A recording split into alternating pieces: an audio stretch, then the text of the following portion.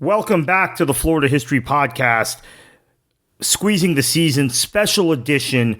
We are recording this Monday night, October 7th, as Hurricane Milton, a Category 5 storm at this point with central pressure close to 900, maybe even below 900 millibars as we record this.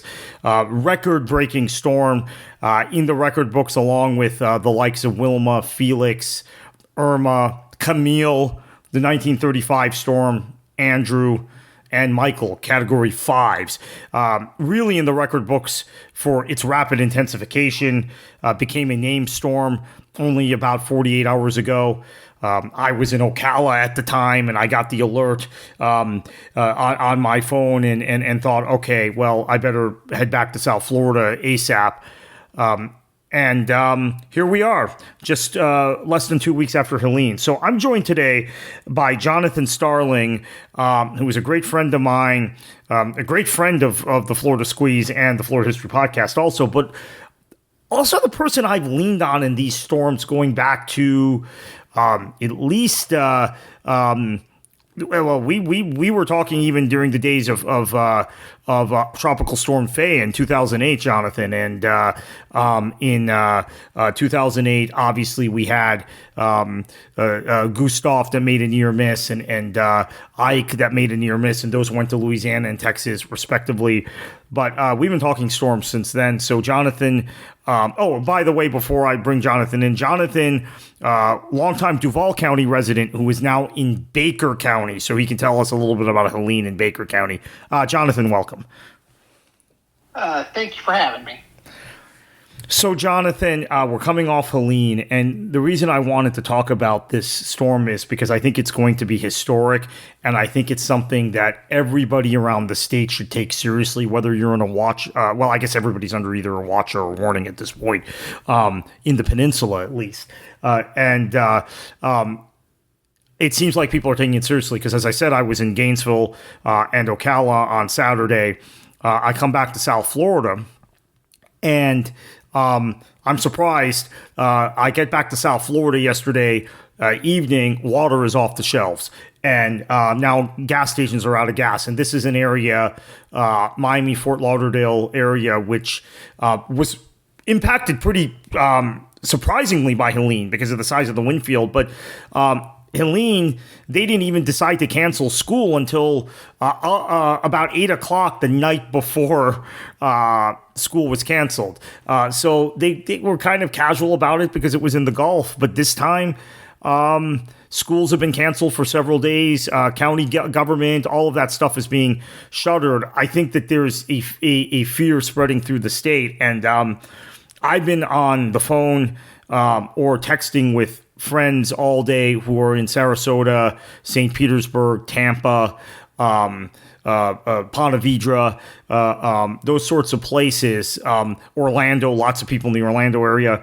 And there seems to be more of a panic about this storm than any storm I can remember, with the possible exception of Hurricane Irma, which was a devastating event for the state. Yeah, I think when you wake up on a Monday morning and it's, barely a Cat 2, and within hours, the infrared imagery is showing almost a perfect stadium effect. An eye you can barely make out unless you've got a high-def TV. That will get people's attention.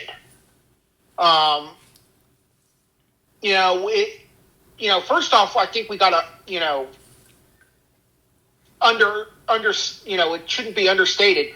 This storm started in the Pacific Ocean and crossed over Mexico and redeveloped.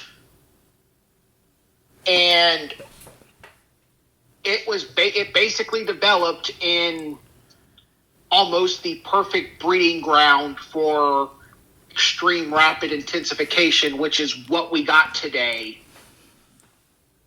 And at the same time, yes, I do think that there is a understated sense of panic Actually, it may be overstated. But we're 2 weeks out from, well, not even 2 Not weeks even out. 2 weeks, yeah. It'll be just about 2 weeks at landfall from Helene, which basically tore the Gulf Coast to bits with the amount of surge that storm brought. And, ding, here we go again. And really for people in North Central and, some cases Northeast Florida, this is our third storm in 2 months. Yeah, and also for some of those parts of the Gulf Coast, because Debbie did drop a ton of rainfall on them. Yeah, I can tell you where I am. Debbie dropped about 9 inches of rain. And then, the first couple of weeks of September, Duval County got absolutely obliterated with a whole bunch of rain, which still hasn't really completely receded. Then we had Helene come through, and while that was more or less a wind event and not much of a rain event, this has the possibility of being the best of both worlds in Northeast Florida. I know what my gut instincts are saying, and maybe we'll talk about those later. But I think at the same time, one, there's a lot of fatigue. Two, you got no choice but to be ready because, with the good news, bad news of a rapidly intensifying storm so early is, science says more or less that, it can't sustain for this long, but it will also come with an expanded wind field. Yeah, so we'll talk about the comparison with Hurricane Wilma, which Dennis Phillips, meteorologist, we both like a lot, on the ABC affiliate in Tampa, St. Pete, talked about. You mentioned the storm originating in the Pacific. We have been tracking a system since Helene, the potential for a system since Helene crossed the state and went up into North Carolina, and there was talk, oh gosh, there's going to be another storm for Florida in 10 days. That storm that developed off the Central American gyre has never fully developed. The European model had it right, and is actually sitting over us right now. And I drove back, as I said, from Gainesville, Ocala to Fort Lauderdale Sunday, and it took me 7.5 hours. I do have an electric car, so I have to charge, but it also took me, but the reason it took me 7.5 hours is, and Johnathan, you know this, because I was calling you on the way, the traffic was moving at 40 or 45 miles per hour for a good chunk of that, not because of the volume of traffic, but because of the weather. So that low pressure has sat over us and has saturated the ground. And I hate to bring this up at this moment, but I have to throw it out there. There are models that show we're going to have another storm a week to 10 days from now coming off of that Central American gyre. No. I believe, honestly, from looking at the NHC, I honestly think this is what they're trying to develop is basically what is over South Florida now. Okay. Yeah. I think it's the same exact thing, which is why I still think it's slow. I also think 10%, 7 days out is about right. Yeah. So that aside, Dennis Phillips makes a comparison to Hurricane Wilma. I always make the Ian and Charlie comparisons, and those of you listening know that I've been given great credit for my Ian forecasting, which was that I felt like the areas from Port Charlotte south were really in play for a landfall when the NHC itself didn't acknowledge that and didn't issue warnings in a timely fashion for that area or for the corresponding side of the East Coast where I live, Broward County, Palm Beach County. And then they eventually had to because of the turn. So my bases of comparison have been Ian and Charlie with this storm. both of which came in as Cat 4s, both of which were NHC track had them going to the Tampa Bay area, both of which ended up hitting Southwest Florida. In the case of Charlie, Punta Gorda. In the case of Ian, it came ashore in Lee County. But Dennis Phillips, who is the most seasoned hurricane watcher in the Tampa Bay area, Baradelli, by the way, on WFLA on Channel 8, he used to be in the Fort Lauderdale, Miami market, so he's watched a lot of the Atlantic storms, or watched all these storms, right? Because people in South Florida watch the Gulf storms too. He has a lot of experience, but and he's quite good, but he maybe not quite at Phillips' level. Phillips made the comparison tonight on both DPL and on Action News of Hurricane Wilma, which was a Cat 5 storm at around the same point as it was interacting with the Yucatan. And gradually the wind field expanded and the storm weakened, makes landfall in Naples, or around Naples, or Cape Sable, a little south of Naples, as a Cat 3. But, as Phillips said tonight, the first wind report he got was actually from Miami, which also clocked Cat 3 winds. And Miami, of course, is 90 miles away from Naples. So the wind field expanded as that storm weakened. So that is a possibility with this storm, because it has a really tight wind field now. It is possible that the wind field will expand, maybe not quite to the extent Wilma did. I actually, and I know they advise you not to do this, but during the eye of Wilma, which passed right over my parents' house where I had evacuated to, because at the time I lived on the coast in Palm Beach County. My parents lived in western Broward County, so I evacuated to their house. The eye came right over us, so went out for 15 minutes. Folks all huddled, and we knew because our meteorologists, Brian Norcross and Craig Setzer, the two guys that were on television, John Morales also in the Miami Fort Lauderdale market, said, okay, Coral Springs, you've got the eye now, but you've got 10 minutes. Get back inside, because the back end of the storm is going to be even worse with winds coming from the other direction. So Wilma is a good point of reference that Phillips mentioned. I hadn't really thought about that, but I think let me shift to this, Johnathan. Helene did such a number on the Tampa Bay area in terms of coastal storm surge, and our hearts are all with the people in North Carolina and in Georgia after Helene. I don't want to take away anything from the plight they're going through, but I have to say the Tampa Bay area is the one of the I think it's ranked 15th or 16th in terms of largest metropolitan areas in the country. Orlando is like 20th. The Tampa Bay area is the largest metropolitan area that has been impacted adversely by a hurricane in the last 15 years, outside of Houston, which was Harvey, and that was a lot of rain, right? That was a lot of water. We haven't seen a storm surge like this in a major metropolitan city. New Orleans is about a third of the size in terms of metro population. So this impacted a huge number of people, what happened in Helene to Tampa Bay. Now we're talking about that same metropolitan area with 3.1 million people potentially taking a direct hit from this monster storm, and then right up the road is Orlando, another top 20 media market, but also top 20 metropolitan area, with 2.5 million, 2.7 million people somewhere in that neighborhood, potentially taking a direct hit from a hurricane. Furthermore, and I think this also needs to be stated, a lot of people are evacuating to the resorts in the Orlando. Which is one of the stupidest things. Okay, now I'm going to get angry.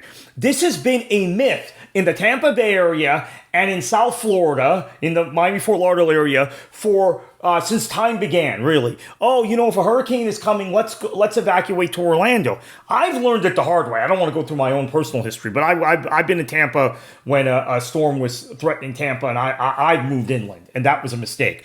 Orlando was right in the middle of everything. Storms crisscross the state all the time. as these storms get bigger. We're a peninsula, and Orlando always gets it. So the point is, you're going to have about 6 million people if you throw in the Daytona metropolitan area, Daytona and Melbourne metropolitan areas. You're going to have about 6.5 to 7 million people in the direct line of the eye. Not to mention the areas, Fort Lauderdale, Miami, Jacksonville, Sarasota. Well, Sarasota, Bradenton might get a direct hit too. So let's add another 600,000. Fort Myers, Naples, that has over 1 million.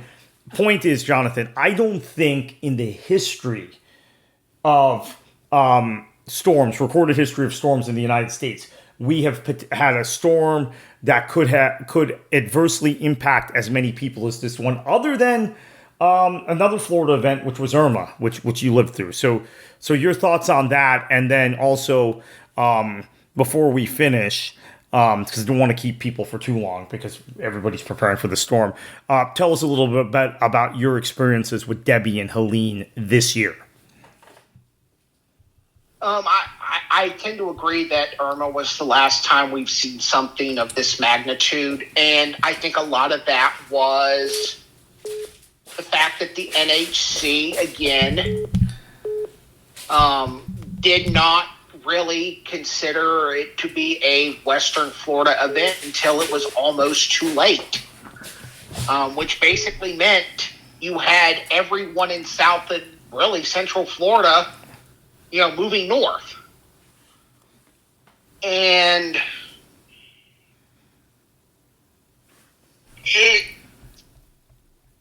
like I said, I know what my gut instinct tells me. I have questions. This isn't the time for those questions. There will be time for those questions after. As for Debbie and, Helene, where I am with Debbie, it was just torrent after torrent of rain for close to 36 hours. Like I said, when it was all said and done, it was anywhere from 8 to 10 inches around me. If I recall correctly, you got a similar dousing from Tropical Storm Faye in 2008. That was one of the first storms you and I spent time on the phone together. But you were in Jacksonville at the time. You're in Baker County now. I should point that out. You're in McClenny now. Yeah, Faye, I'll never forget it with Faye. They actually waited until almost too late for us pulled from work. And literally within like an hour or two of me crossing the bridge back to where I lived is when the bridges got shut. I can actually remember leaving work that day and losing my umbrella because it literally, all the poles snapped. I can just imagine the Matthews Bridge in that kind of rain. I don't want to imagine it. And for me, I was crossing the Fuller Warren while it was still finishing construction. But Debbie was just a rainmaker by dumb luck. And I kept power throughout the entire event, which I think may be a first for me through a weather event. Because every weather event that we've had since 2004, I have at least lost power for a moment in time, whether it be 30 minutes, 2 hours. In the case of Irma, it was almost 4 complete days. That was when I was in Jacksonville. With Helene, knowing that it was going to skirt the coast, knowing the Florida propensity for these storms for whatever reason, and I think this would make a great scientific study for one of these meteorological scientists.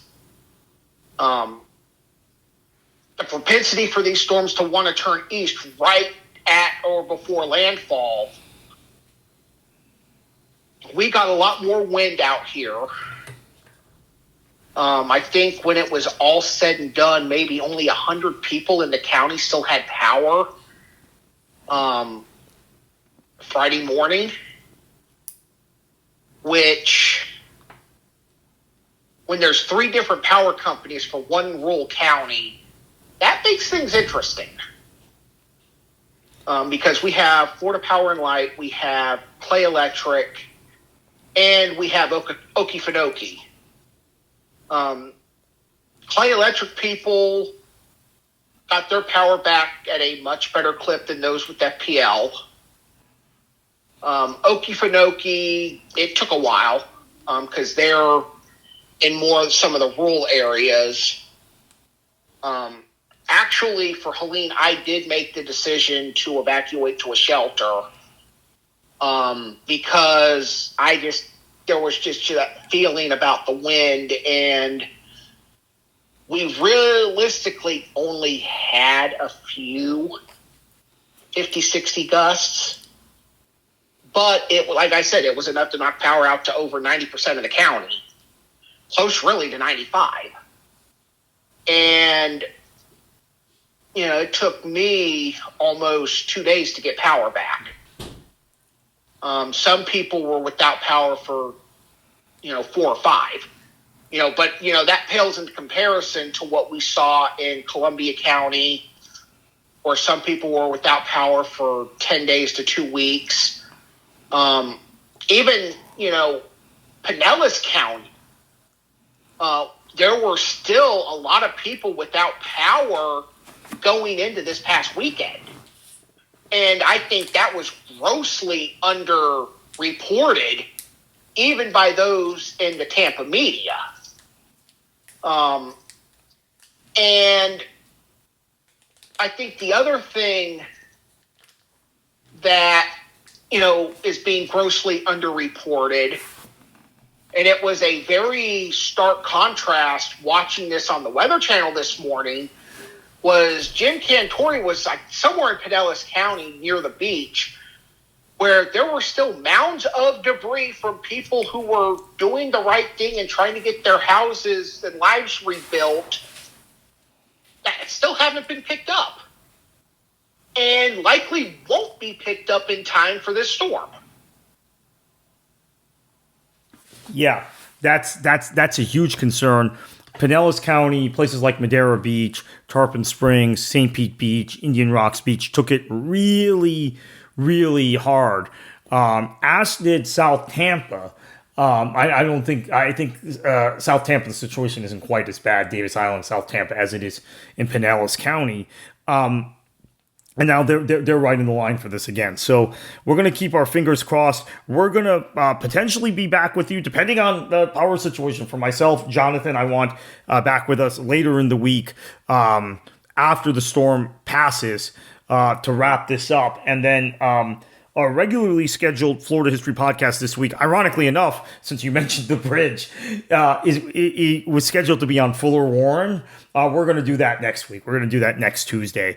And hopefully we don't have to preempt it again for another one of these. But we hopefully we'll be back with you Friday to assess the storm. Maybe if some people in the Tampa Bay area have power, get them get Orlando area, get one of our friends from there on. And everybody stay safe, listen to local emergency management, and I think Johnathan concurs with what I'm about to say. Listen to your local meteorologist. If Phillips, Baradelli, whoever in the Tampa Bay area, Burris, Brian Shields in the Orlando area, John Morales in the Miami Fort Lauderdale area. Blanking on his name on WINK in Fort Myers. Listen to him as well. Just heed the advice of locals who are professionals, and stay safe. And we hope to hear and see everybody on the other side of this storm. Take care, everyone.